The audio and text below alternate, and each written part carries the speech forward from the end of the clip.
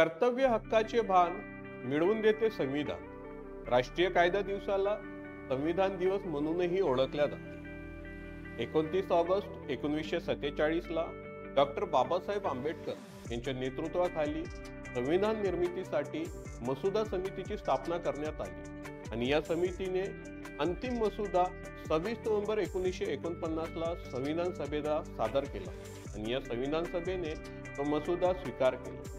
26 जानेवारी 1950 ला हा लागू करण्यात आला।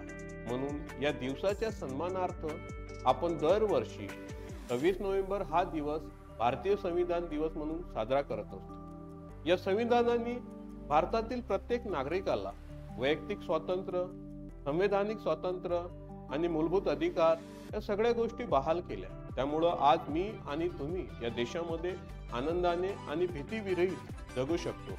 अशा या लोकशाही बळकट असलेल्या संविधान निर्मात्या डॉक्टर बाबासाहेब आंबेडकरला मी सलाम करतो आणि आपल्या सर्वांना संविधान दिनाच्या शुभेच्छा देतो। धन्यवाद।